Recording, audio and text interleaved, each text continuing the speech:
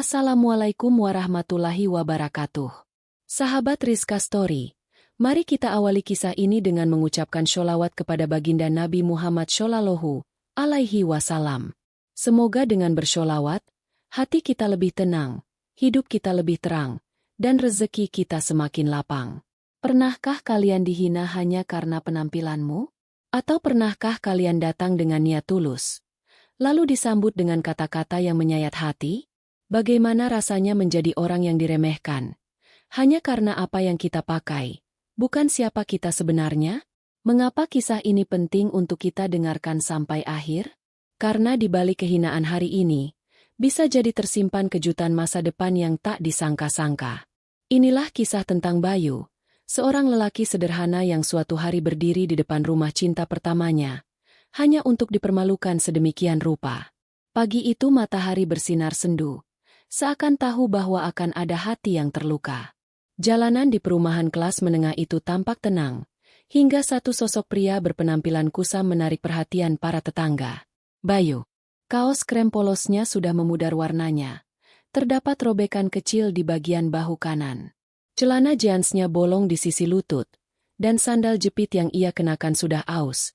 Sebelah kiri bahkan hampir putus talinya. Tubuhnya kurus, rambutnya kusut, dan raut wajahnya tampak gugup namun dipaksakan tersenyum. Di tangannya, ada sebungkus plastik berisi bunga plastik dan satu kaleng minuman rasa jeruk, bukan hal mewah, tapi semua itu ia kumpulkan dengan uang dari hasil mengangkut barang di pasar selama 2 minggu. Dia berdiri di depan pagar besi berwarna putih. Rumah itu tampak sepi, tapi ia tahu, seseorang yang sangat ia rindukan tinggal di balik pintu itu. Sinta. Sinta adalah gadis yang pernah memberinya semangat dikala ia hampir menyerah. Mereka kenal lewat media sosial. Sinta tak pernah memandang Bayu rendah.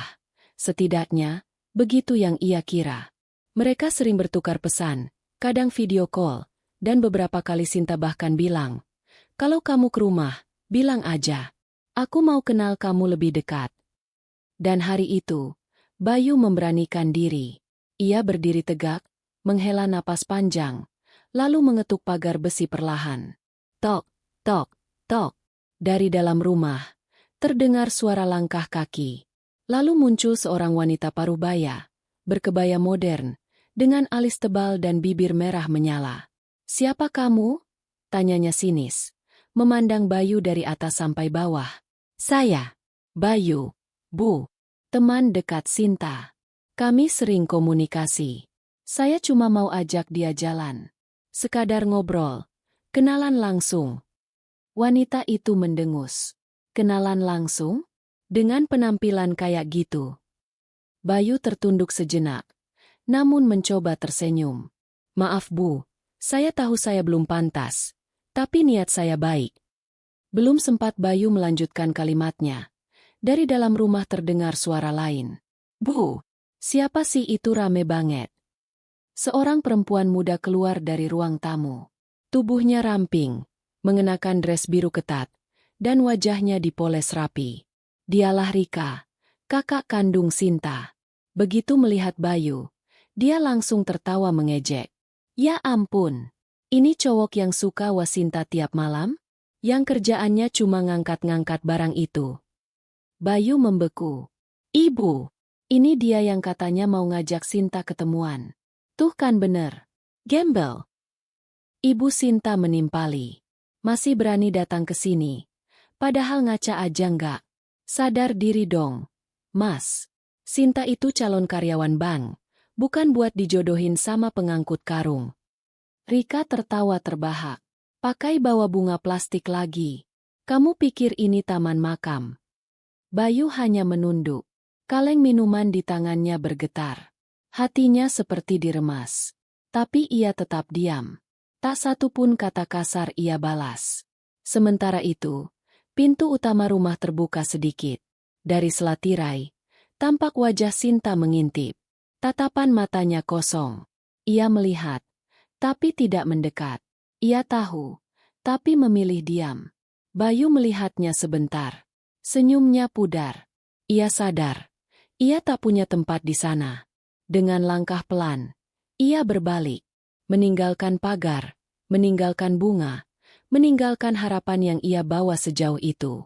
Hari-hari setelah itu seperti mimpi buruk yang tak berakhir. Bayu kembali ke kontrakan kecil di pinggiran kota. Ia habiskan malam dengan menatap langit-langit, mencoba mencerna apa yang terjadi. Ia marah, bukan kepada Ibu Sinta, bukan kepada kakaknya, tapi kepada dirinya sendiri. Karena terlalu percaya bahwa cinta bisa tumbuh di tanah yang belum layak ditanami. Namun dari luka itu, lahirlah tekad yang tak bisa dibendung. Aku akan buktikan. Bukan untuk mereka, tapi untuk diriku sendiri. Dan sejak hari itu, hidup Bayu berubah. Malam-malam panjang setelah penghinaan itu tak pernah benar-benar membiarkan Bayu tidur nyenyak. Ia kerap terbangun mendadak, membayangkan ulang kata-kata tajam yang menusuk dari bibir ibu dan kakak Sinta. Kadang ia hanya bisa duduk di pojokan kontrakannya yang lembab, memeluk lutut, dan memandangi langit-langit kusam yang penuh retakan. Tapi satu hal yang tak pernah mati dari dalam dirinya adalah tekad. Bayu mulai mencari pekerjaan apa saja yang bisa dilakukannya. Ia berhenti mengeluh. Setiap pagi sebelum fajar, ia sudah berdiri di depan pasar, menawarkan tenaganya pada siapapun yang butuh bantuannya. Dari menjadi tukang dorong gerobak sayur, membantu bongkar muat truk barang, hingga mengangkut pasir di proyek bangunan, semua ia kerjakan tanpa banyak bicara. Keringat mengalir deras, tubuhnya makin kurus, tapi langkahnya tak pernah surut. Satu hari, takdir membawanya pada seseorang bernama Pak Hashim, pemilik jasa cuci mobil yang sederhana, tapi dikenal jujur. Bayu diterima kerja sebagai tukang bilas. Disinilah, untuk pertama kalinya dalam hidupnya, Bayu melihat peluang. Bukan hanya soal mencuci mobil, tapi tentang bagaimana orang kaya hidup, bagaimana mereka bicara, berpakaian, mengelola waktu, bahkan bagaimana mereka memilih mobil. Bayu mulai mencatat diam-diam semua itu dalam kepalanya. Ia pelajari, ia simpan, ia amati satu persatu kebiasaan para pelanggan. Hingga suatu siang, saat seorang pelanggan sibuk menelepon sambil duduk di kursi tunggu, Bayu tak sengaja mendengar obrolan tentang bisnis logistik digital. Saya butuh pengemudi yang bisa dipercaya. Kiriman dari gudang ke customer makin banyak, tapi orang jujur makin langka, kata si pelanggan sambil mengeluh. Bayu mendekat pelan, lalu memberanikan diri bicara. Maaf Pak, kalau Bapak butuh orang buat kirim barang, saya siap bantu. Saya biasa kerja keras dan bisa diandalkan. Si pria memandangnya dari ujung rambut sampai ujung kaki, lalu tersenyum kecil. Kamu kerja di sini ya? Iya, Pak. Sudah hampir 6 bulan. Jujur. Bayu menatap lurus. Insya Allah, saya lebih pilih lapar daripada bohong. Beberapa hari kemudian, Bayu resmi dipekerjakan sebagai kurir freelance. Mulanya hanya antar 1-2 paket. Tapi ketepatan waktu dan kesopanannya membuat banyak orang senang bekerja dengannya. Ia mulai mendapatkan rute lebih besar, lalu dipercaya mengelola kiriman dalam jumlah besar.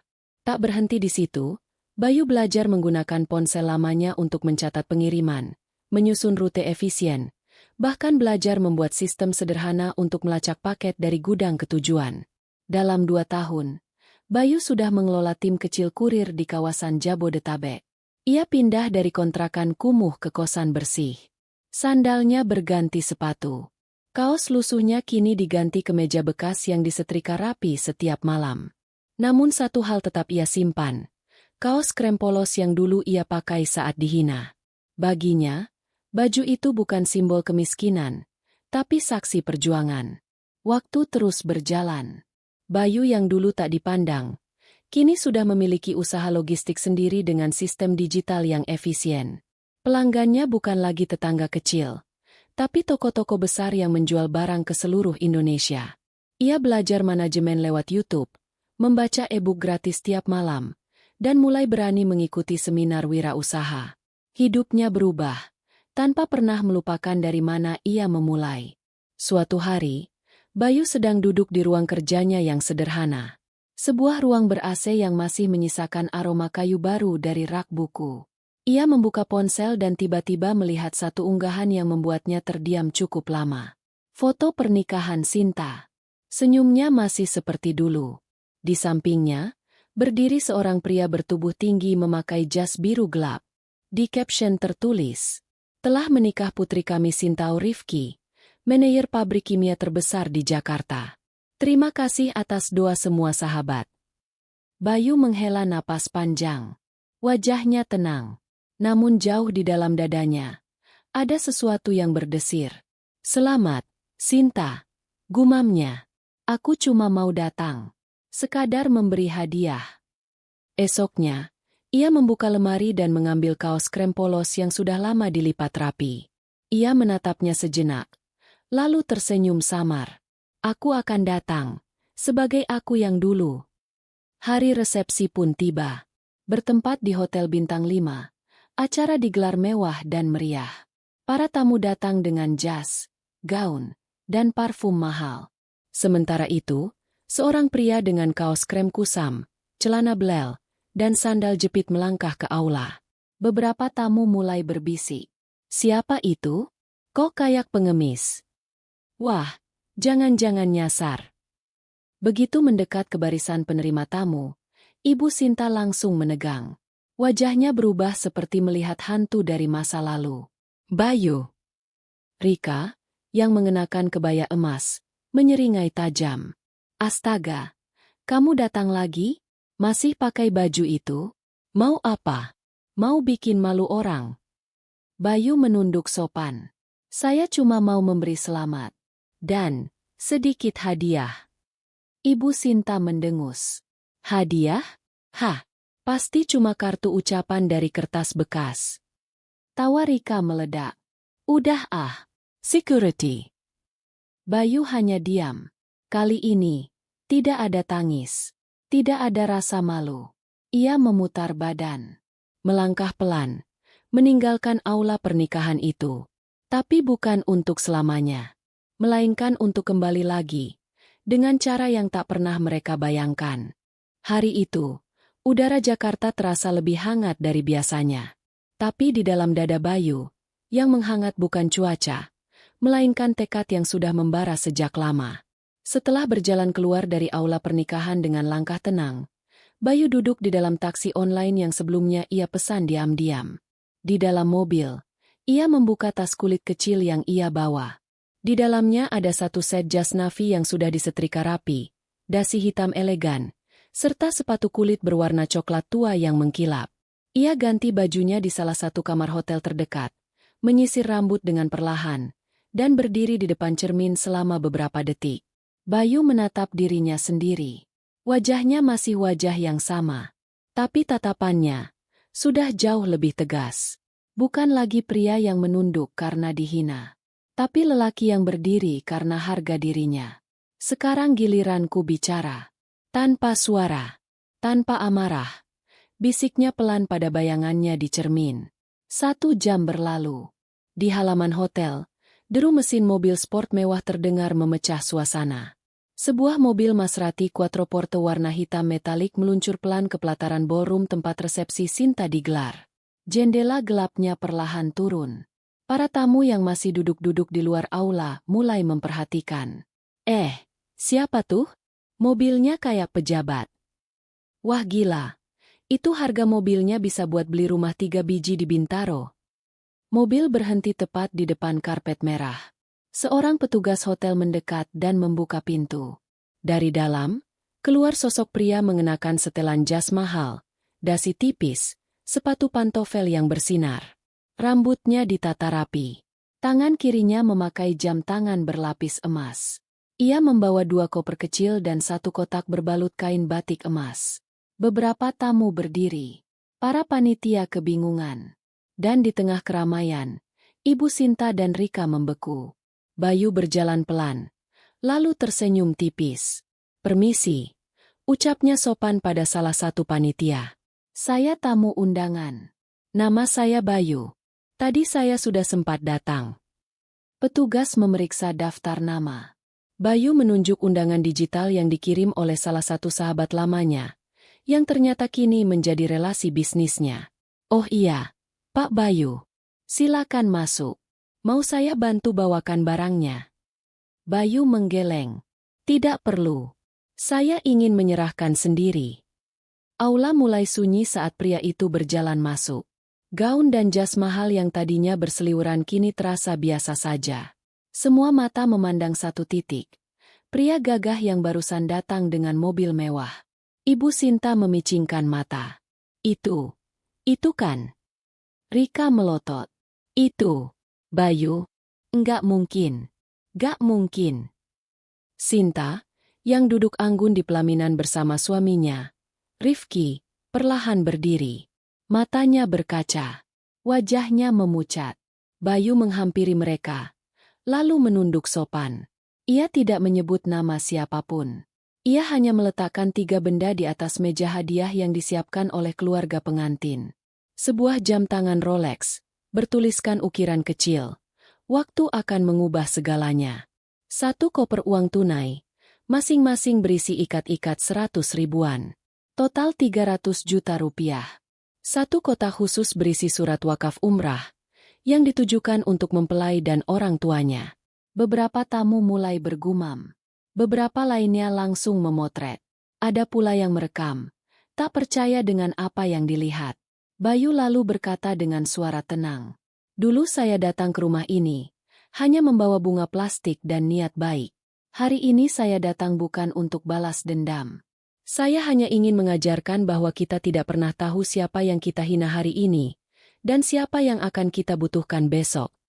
Ia menoleh pelan ke arah Ibu Sinta dan Rika yang kini tak mampu bicara. Wajah mereka pucat. Mata Ibu Sinta bergetar hebat. Rika memalingkan wajah ke arah lain, menahan malu yang terlalu besar untuk ditutupi. Bayu tersenyum kecil, lalu menunduk pada Sinta dan suaminya. Selamat menempuh hidup baru. Semoga bahagia. Rifki, sang suami, tampak bingung tapi tetap sopan menjabat tangan Bayu. Sinta menatap Bayu dengan bibir gemetar. Tapi ia tak berkata apa-apa. Air matanya jatuh pelan, dan suaranya tertahan di tenggorokan.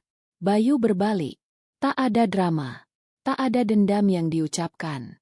Hanya langkah mantap meninggalkan aula, dan tatapan semua orang yang membisu tak percaya. Di luar aula, Bayu masuk ke mobilnya lagi. Ia tak langsung pulang. Ia duduk di belakang kemudi, membuka kaca jendela, dan memandang langit yang mulai gelap. Terima kasih, ya Allah.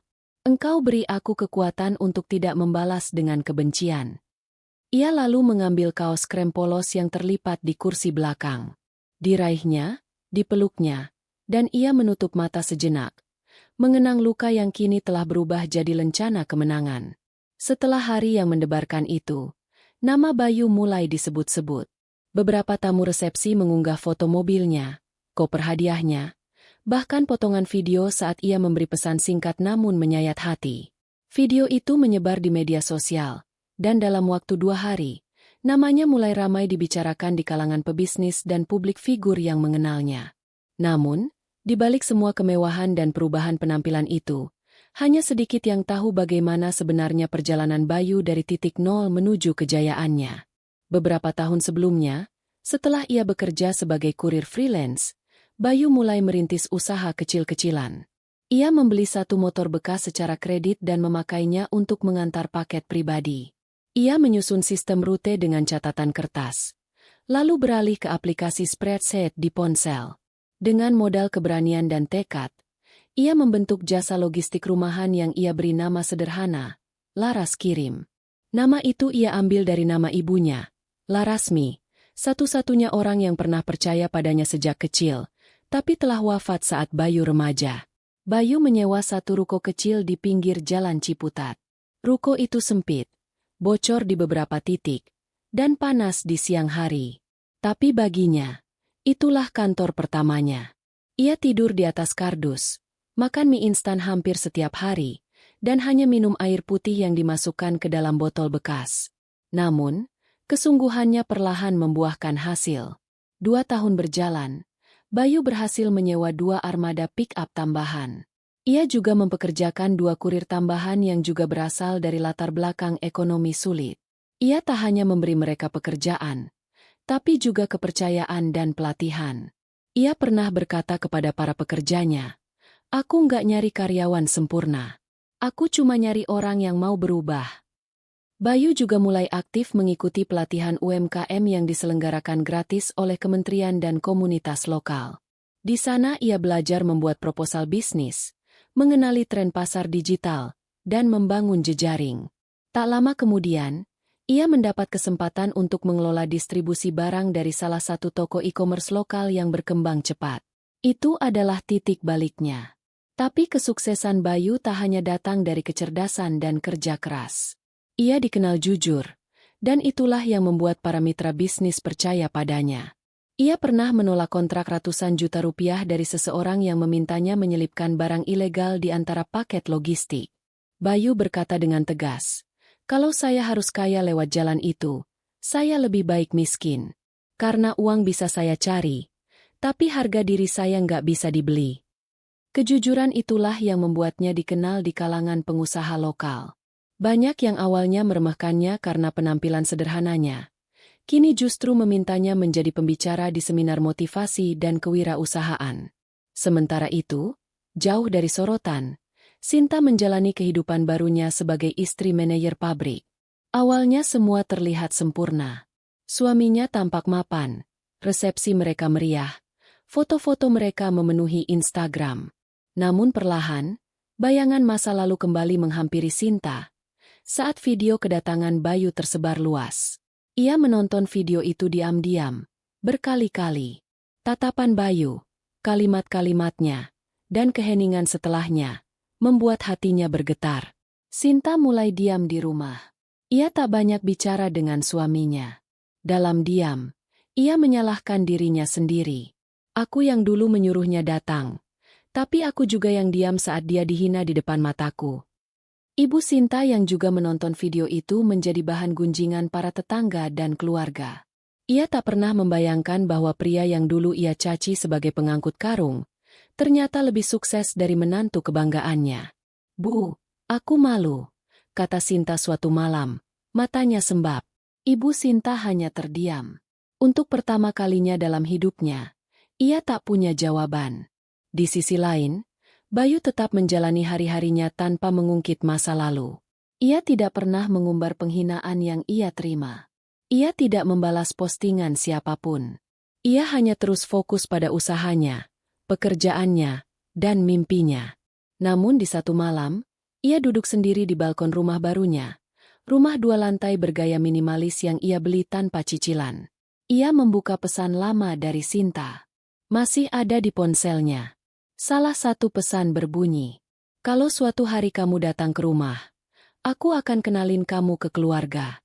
Biar mereka tahu, kamu orang baik." Bayu tersenyum. "Kamu pernah janji, tapi tak sanggup menepatinya." "Nggak apa-apa. Sekarang aku sudah bisa berdiri sendiri." Ia menutup ponselnya, menatap langit malam yang dipenuhi bintang, dan membiarkan angin membawa semua luka pergi. Beberapa minggu setelah resepsi Sinta berlalu, kehidupan Bayu tampak kembali ke ritmenya yang biasa. Kantor logistiknya makin sibuk, kurir-kurirnya makin banyak, dan sistem digital buatannya kini mulai dilirik investor. Ia bahkan diundang sebagai narasumber di salah satu acara radio nasional bertema, "Dari Jalanan Menjadi Pengusaha." Tapi di balik semua pencapaian itu, ada satu ruang kecil dalam hati Bayu yang tetap sepi. Sebuah ruang yang dulu pernah diisi oleh harapan, nama, dan suara tawa seseorang, Sinta. Ia tak pernah benar-benar membenci Sinta. Justru sebaliknya, ia menyayangi gadis itu dengan cara paling diam dan paling dalam. Bahkan sampai detik ini, ada satu kebiasaan yang belum pernah ia tinggalkan, menulis surat untuk Sinta, lalu menyimpannya di dalam laci meja kayunya yang berada di sudut kamar. Surat-surat itu tidak pernah dikirim. Tidak ada perangko, tidak ada nama penerima. Hanya tulisan tangan dengan tinta biru dan tanggal di pojok kanan atas. Setiap surat dimulai dengan kalimat yang sama. "Sinta, aku baik-baik saja, tapi aku masih ingat hari itu." Suatu malam, Bayu duduk sendirian di balkon rumahnya. Di hadapannya, secangkir kopi yang sudah dingin dan satu map berisi puluhan surat yang tak pernah terbaca. Angin bertiup pelan. Malam itu, langit tak berbintang. Tapi kenangan justru muncul satu persatu. Bayu menulis surat baru malam itu. Tangannya bergerak pelan, tapi pasti. Sinta, dulu kamu mungkin tak bisa membelaku. Mungkin kamu juga takut. Tapi ketahuilah, hari itu adalah hari paling sakit dalam hidupku. Dan kamu ada di balik tirainya. Kamu lihat semuanya. Tapi kamu memilih diam. Tapi aku juga mengerti. Kadang diam adalah bentuk kelemahan, bukan kebencian. Kamu tahu, Sin, aku nggak pernah menyesal kenal kamu. Bahkan meski akhirnya aku hanya bisa mengenalmu dari jauh. Aku bersyukur. Karena tanpamu, aku mungkin tak akan pernah berubah. Sekarang aku sudah tidak berharap apapun. Cintaku mungkin sudah selesai. Tapi perasaanku belum tentu. Terima kasih, Sin, untuk luka itu. Salam dari lelaki yang pernah kamu abaikan, tapi tak pernah mengutukmu. Bayu. Beberapa hari kemudian, sebuah amplop dikirim ke kantor pos. Tapi kali ini berbeda.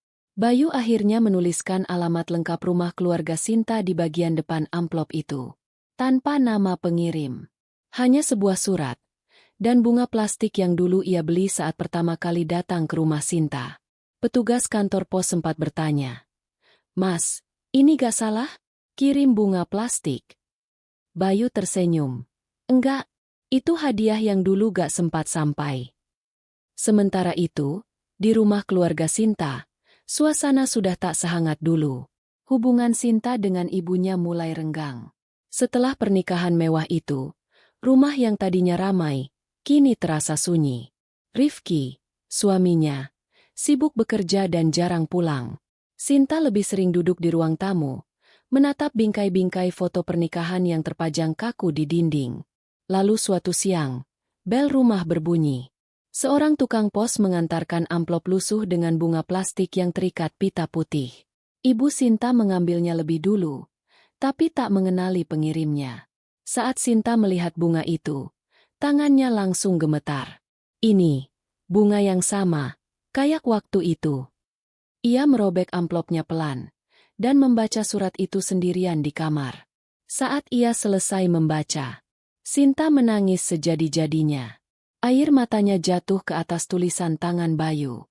Ia menangis bukan karena cinta yang masih tersisa, tapi karena rasa bersalah yang tak pernah bisa ditebus. "Bayu, maafin aku." Malam itu, Sinta menulis balasan. Tapi ia tak tahu kemana harus mengirimnya. Bayu sudah tak pernah muncul. Tak pernah lagi menghubungi. Tak pernah lagi menyapa lewat media sosial. Ia seperti hilang dari dunia Sinta. Dan mungkin, memang seharusnya begitu. Karena beberapa perasaan, meski tak pernah selesai, harus rela untuk berakhir tanpa bersama. Sementara itu, Bayu berdiri di atap kantornya. Melihat kota Jakarta yang menyala indah. Ia memejamkan mata. Dan untuk pertama kalinya, ia merasa bebas dari masa lalu. Cinta tidak harus dimiliki, tapi bisa menjadi jalan untuk memperbaiki diri. Dan kadang, luka yang terdalam, justru jadi cahaya yang paling terang. Langit Jakarta hari itu dipenuhi mendung tebal. Awan menggantung rendah, seolah menahan air mata yang belum sempat tumpah. Suasana kota sibuk seperti biasa. Tapi ada satu sudut kecil di kawasan Cilandak yang justru hening. Sebuah kafe mungil bergaya industrial dengan musik jazz yang mengalun lembut di dalamnya. Di pojok ruangan, duduk seorang pria yang sudah tak asing lagi, Bayu. Ia mengenakan kemeja putih bersih yang dilipat hingga siku, celana abu-abu slim fit, dan jam tangan kulit tua kesayangannya. Di depannya, secangkir teh melati hangat mengepul perlahan. Di tangan kirinya, selembar kertas proposal kerjasama untuk salah satu investor yang hendak memperluas jaringan logistiknya keluar Pulau Jawa. Namun hari itu, fokus Bayu tidak pada bisnis.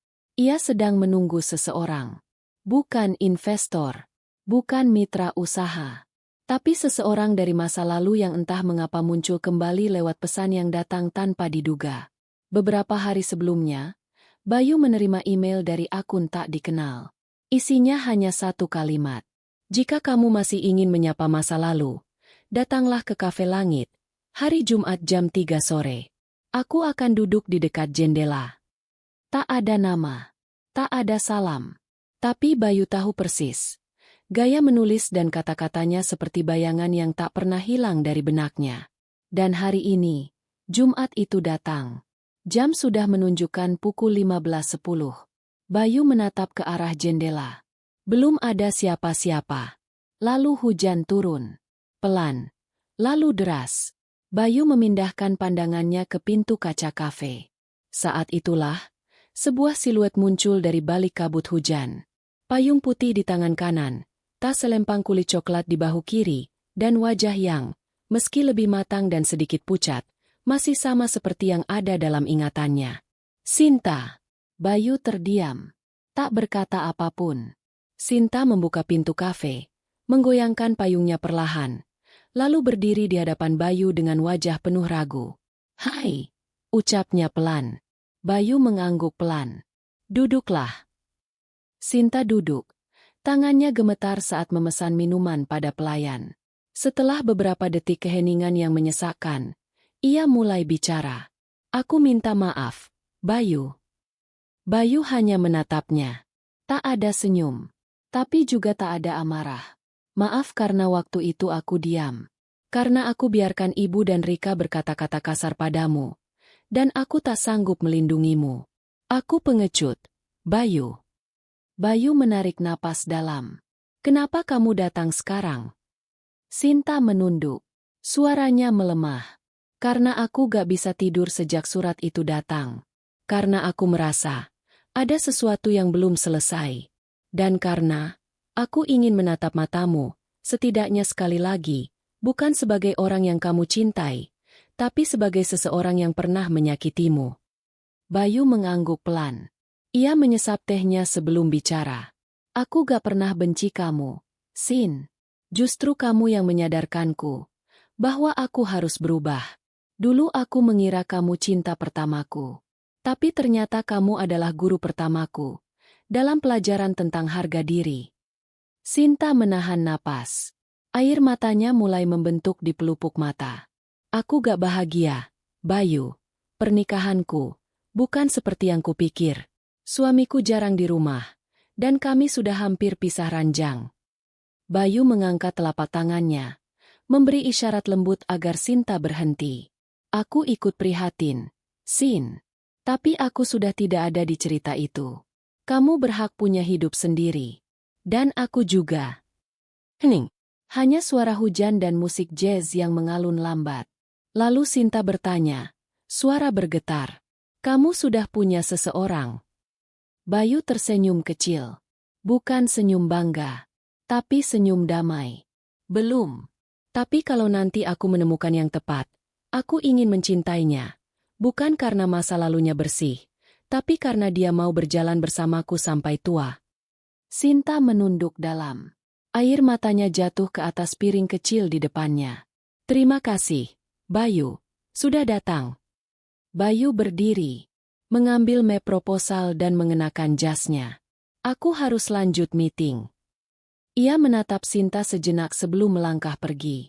"Maaf, kalau pertemuan ini bukan akhir bahagia seperti yang kamu bayangkan. Tapi aku bersyukur kita bisa bicara hari ini." Sinta hanya menatap punggung Bayu yang menjauh. Lelaki yang dulu ia biarkan dilukai, kini pergi dengan tenang, tanpa dendam. Hanya dengan kebenaran dan ketenangan hati yang tak bisa dibeli. Dan ia tahu bahwa cinta sejati tak selalu berarti memiliki. Kadang, cukup dengan mengikhlaskan dan mendoakan diam-diam dari jauh. 1 tahun berlalu sejak pertemuan itu. Bayu kini menjalani hidup yang jauh dari sorotan. Perusahaan logistik miliknya semakin berkembang. Cabang-cabang barunya muncul di Bandung, Semarang, dan Surabaya. Ia tidak lagi aktif di media sosial, tidak memamerkan kekayaan, tidak mencari tepuk tangan. Ia lebih senang hidup dalam sunyi, bersama ketenangan yang dulu sempat ia perjuangkan dengan darah dan air mata. Di rumahnya yang sederhana namun hangat, Bayu kini menjalani rutinitas berbeda. Setiap pagi ia menyiram tanaman di halaman, menyapa tetangga dengan senyuman, dan sesekali mengantar makanan ke panti asuhan di ujung gang. Ia sudah tak lagi dikejar ambisi. Karena ia sudah menang atas dirinya sendiri. Di suatu pagi yang cerah, saat Bayu hendak keluar rumah menuju kantor, ia menemukan selembar undangan yang terselip di bawah pintu. Amplopnya putih gading, dihiasi dengan pita emas kecil dan tulisan tangan yang rapi. Dengan ini kami mengundang Bapak Bayu untuk hadir dalam acara syukuran pembukaan Warung Sejati, milik Laras dan Fatih. Terima kasih atas inspirasi dan bantuan tanpa nama yang pernah kau berikan. Dari seseorang yang kau selamatkan, tanpa sadar. Bayu menatap surat itu dalam diam. Laras dan Fatih, dua nama yang tidak ia kenal secara pribadi. Tapi perlahan ingatannya membawa kembali pada sebuah kejadian 2 tahun silam, saat ia bertemu sepasang suami istri muda yang hampir kehilangan rumah kontrakannya karena gagal bayar. Bayu, tanpa memberitahu siapa dirinya, membayar tunggakan mereka diam-diam lewat pemilik rumah. Ia hanya tahu bahwa mereka punya satu anak kecil yang waktu itu sedang sakit demam. Hari itu, Bayu merasa langkahnya tak sia-sia. Ia sadar bahwa kesuksesan sejati bukan tentang siapa yang mengenal namanya, tapi siapa yang hidupnya berubah karena kehadirannya. Sore itu, ia datang ke acara syukuran kecil di pinggiran Depok. Warung itu mungil, namun ramai. Dindingnya dipenuhi kata-kata semangat. Dan di salah satu sisi dinding, tergantung sebuah figura kayu dengan kalimat yang terukir indah. Hidup ini bukan tentang siapa yang paling kaya, tapi siapa yang paling rela memberi meski dalam diam. Bayu berdiri di depan figura itu cukup lama. Hatinya bergetar. Laras, pemilik warung, mendekat sambil membawa segelas teh hangat. Pak, kami gak tahu harus bilang apa. Tapi kami tahu, Bapaklah orang yang dulu menolong kami. Dari cara Bapak diam berdiri di sana, kami yakin itu Bapak. Bayu tersenyum. Saya hanya lewat. Dan kebetulan ada sedikit rezeki. Laras menggenggam tangannya dengan mata berkaca. Bukan rezeki, Pak, tapi harapan. Dulu kami sudah nyaris menyerah. Bayu menepuk pelan tangan Laras. Lalu duduk di salah satu bangku panjang warung itu. Minum teh sambil menatap lalu lalang orang kecil yang datang dan pergi. Malamnya, saat ia pulang dan membuka pintu rumah, ia disambut suara kecil dari ruang tengah. Om Bayu. Ternyata keponakannya datang berkunjung, bersama kakak perempuannya yang kini tinggal di luar kota. Anak itu langsung berlari dan memeluk Bayu erat. Om Bayu kerja apa sih sekarang? Bayu tertawa. Om sekarang ngantar orang-orang ke tujuan mereka. Om sopir. Bisa dibilang begitu, jawab Bayu sambil mengusap kepala keponakannya. Berarti Om tahu jalannya. Bayu tersenyum lebar. Iya, sekarang Om sudah tahu jalan. Tapi lebih penting lagi, Om juga sudah tahu tujuan. Beberapa hari kemudian, Bayu menutup salah satu cabang logistik miliknya dan mengalihkannya menjadi pusat pelatihan kerja untuk pemuda jalanan. Di sana, ia membuka kelas gratis, belajar pengiriman, digitalisasi gudang, hingga manajemen keuangan dasar. Ia tak butuh gelar untuk mengajar. Karena yang ia ajarkan bukan teori, melainkan pengalaman yang dibayar mahal oleh waktu dan luka. Suatu malam, ia duduk sendiri di balkon rumah. Langit malam tak sepekat dulu. Bintang-bintang bersinar, seolah ikut tersenyum pada lelaki yang dulu dihina karena kaos lusuh. Kini hidup damai bukan karena dendam, melainkan karena ikhlas. Bayu menatap bintang paling terang di langit, lalu berkata pelan, "Terima kasih, ya Allah, karena telah membentukku lewat jalan yang paling menyakitkan, dan mengajarkanku bahwa kemuliaan itu datang, bukan dari pujian, tapi dari ketenangan hati." Tamat. Kisah ini diambil dari kisah nyata Mimin dulu. Kesimpulannya jika ada yang menghina atau meremehkanmu maka balas dengan kesuksesan. Kesuksesan bisa diraih jika ada kemauan kerja keras pada diri kita sendiri. Teruslah semangat kerja keras dan perbanyaklah berdoa agar semua bisa lancar sesuai apa yang kita inginkan. Jangan lupa like, komen, subscribe, dan tekan loncengnya agar tidak ketinggalan cerita dari channel ini karena Mimin setiap hari selalu ada cerita menarik dan motivasi untuk kalian semua. Sekian cerita dari Mimin. Wassalamualaikum warahmatullahi wabarakatuh.